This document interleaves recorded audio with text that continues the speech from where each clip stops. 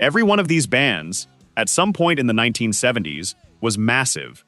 Sold out arenas, gold records, songs still played on classic rock radio to this day. And then, one by one, they disappeared. Here's the real story behind 10 bands who ruled the decade and faded away. Number 10. Wild Cherry. Rob Parisi was leading a struggling hard rock cover band out of Steubenville, Ohio, playing Rolling Stones and Led Zeppelin covers to disco crowds who wanted nothing to do with it. During one gig, the band's own drummer, fed up with the crowd's heckling, turned around and repeated back to Parisi the exact insult the audience kept shouting at them. Instead of getting angry, Parisi grabbed a drink order pad from the bartender and started writing. 5 minutes later, the entire song was finished. Practically a word-for-word transcript of the night he'd just lived through, turned into a verse and chorus confession. It became a #1 hit within months, sitting at the top of the Billboard chart for 3 straight weeks in 1976. But Wild Cherry never found a second act. Parisi had already broken up an earlier version of the band once before to go manage a steakhouse, and after Play That Funky Music ran its course, the band's follow-up material never connected the same way. Parisi eventually walked away from performing again, this time for good, going on to work as a music producer instead. One night, one heckle, and one drink order pad gave Wild Cherry the biggest song of the disco era, and then the band that wrote it quietly vanished right back into obscurity. Number 9. Iron Butterfly. The most famous title in psychedelic rock exists because singer Doug Ingle was drunk. He'd written a song called In the Garden of Eden, and when he tried to tell drummer Ron Bushy the title, his words slurred together so badly that Bushy simply wrote down what he thought he heard. A nonsense phrase that stuck permanently. The band wasn't even trying to record a hit that day. They were doing a routine sound check for their engineer while waiting for the producer to arrive, jamming out an extended version to test the levels, and it just kept going. Past 10 minutes, past 15, landing at just over 17. Nobody released 17-minute songs in 1968. Iron Butterfly did anyway, and it became the very first album in American music history to be certified platinum. Then it all came apart almost as suddenly as it began. Doug Ingle grew physically and emotionally exhausted from the grind of touring behind one inescapable song, and the band burned through an exhausting series of lineup changes trying to replace him and keep momentum going. By May of 1971, barely 3 years after In-A-Gadda-Da-Vida made them one of the biggest acts in America, Iron Butterfly played their final show and quietly disbanded. The song is now widely credited as a direct influence on the birth of heavy metal itself. The band that accidentally created it barely lasted long enough to enjoy it. If you just learned something you never knew before, there is a whole lot more where that came from. Hit subscribe to The Rock Lens. Every single week, we go deeper into the real stories, secrets, and hidden history behind the music you have loved your whole life. The button is right there. One click. We will see you in the next one. Number 8. The Raspberries. Eric Carmen and his bandmates in the Raspberries were, essentially, inventing an entire genre in real time: power pop. Built on Beatles-style harmonies wrapped around hard-driving guitar crunch, years before anyone had a name for it, Capitol Records had absolutely no idea what to do with them. The band's debut album came with a sticker that literally smelled like a raspberry when you scratched it, and their first tour was sponsored by bubblegum and booked mostly into high schools, an image that undercut a band making some of the most sophisticated pop songwriting of the era. Go All the Way broke through anyway, climbing to number 5, powered by one of the most instantly hummable guitar hooks of 1972. But the mismatch between the band's ambition and their bubblegum marketing never resolved. Album after album, the singles kept charting, while the label kept mishandling the band's image, and the internal frustration compounded fast. By 1975, after just 3 years and 4 albums, the Raspberries collapsed under the weight of it. Eric Carmen went solo almost immediately and scored a massive hit with All By Myself that same year. But the band that had built the actual blueprint for power pop, a blueprint that Cheap Trick, The Knack, and an entire generation of bands would later run with, never got to see how influential they'd become. They'd already broken up before anyone noticed what they'd started. Number 7. Bachman Turner Overdrive. Every morning from the alarm clocks, one and take the 8. Randy Bachman had already been kicked out of one massive band, the Guess Who, before he built BTO from scratch with his own brothers. People pushing, people shoving, and the girls who try. Taken Care of Business almost didn't exist at all. Bachman had written most of it years earlier for his old band, who rejected it outright. He only finished it after hearing a Vancouver radio DJ use the exact phrase on air one night before a gig. The song became a smash. Taking care of business. But it's the follow-up hit that hides the strangest true story in the band's catalog.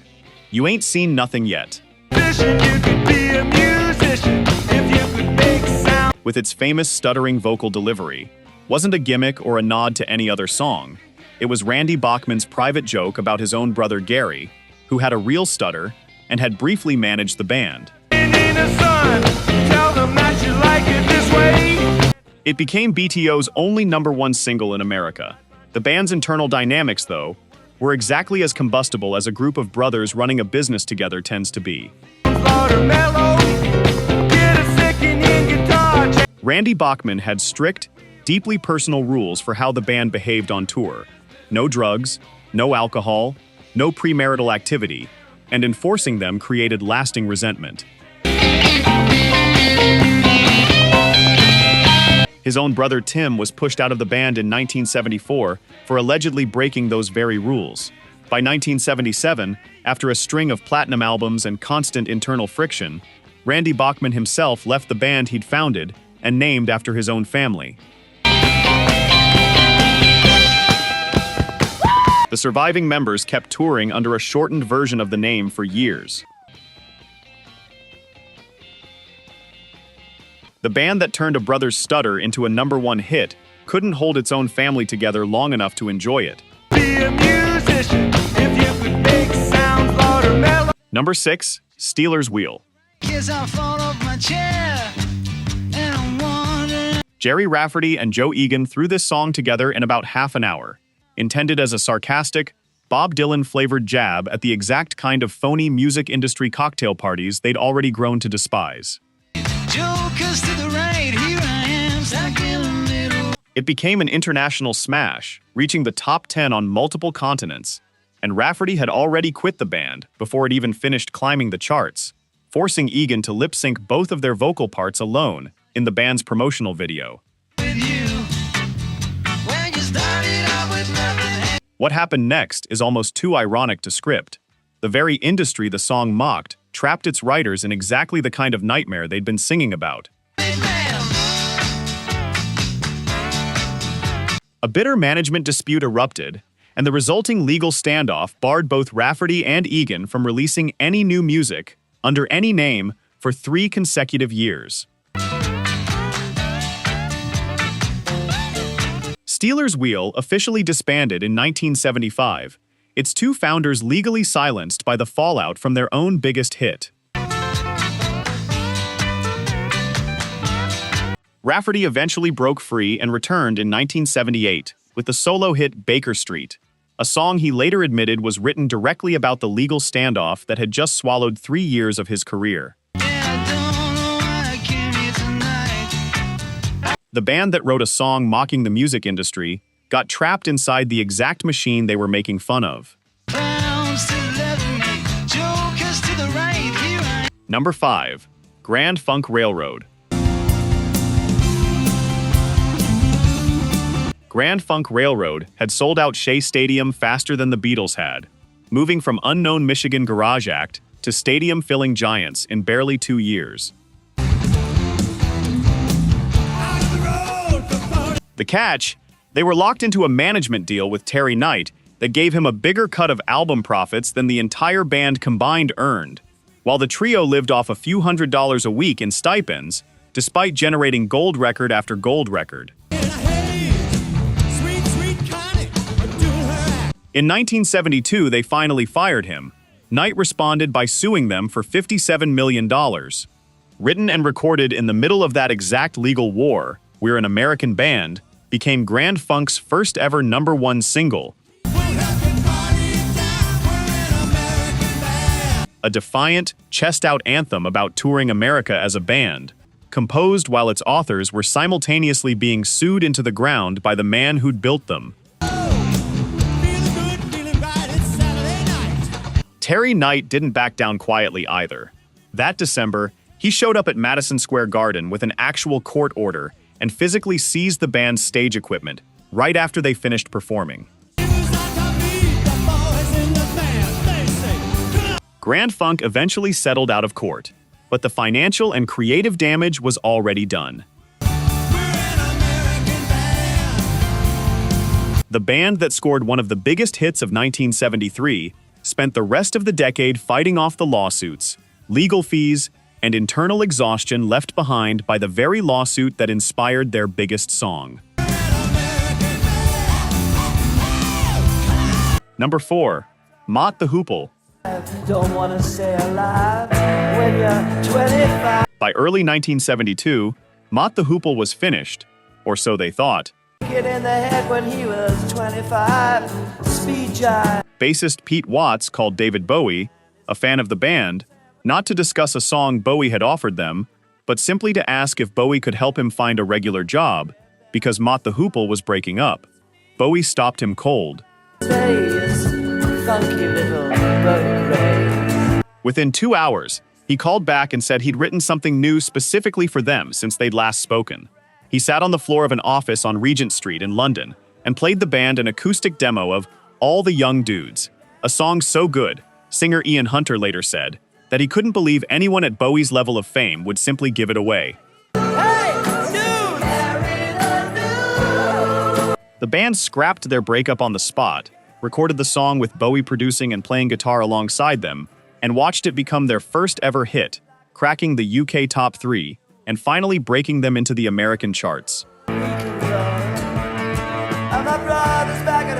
It rescued Mott the Hoople from oblivion, but only temporarily. Internal tension over musical direction, mounting exhaustion from constant lineup changes, and Ian Hunter's own desire to go solo eventually caught up with them anyway. What a drag. Too many. By 1974, just 2 years after the song that saved them, Mott the Hoople broke up for good. David Bowie bought them several more years of existence with a single act of generosity. He couldn't buy them a permanent one. Number 3. T-Rex. Marc Bolan didn't just have a hit with Bang a Gong. He single-handedly ignited glam rock as a genre, inspiring the entire wave of glitter and platform boots acts that would define British pop for the rest of the decade. From Bowie to Slade to Sweet. T-Rex racked up 11 British top 10 singles in a 2-year stretch, generating the kind of screaming, hysterical fandom Britain hadn't seen since the Beatles. You're my girl. But outside of Bang a Gong, T-Rex could never quite crack America, and by the mid-1970s, Years of alcohol and cocaine excess had eroded both Bolan's health and his commercial momentum, sending the man once called the king of glitter rock into a stretch of genuine irrelevance.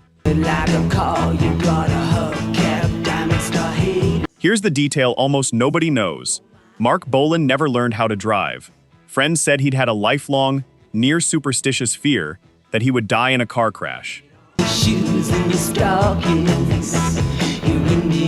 In September 1977, freshly sober, newly a father, and in the middle of a genuine career comeback, he just filmed himself performing alongside his friend David Bowie for a new TV series.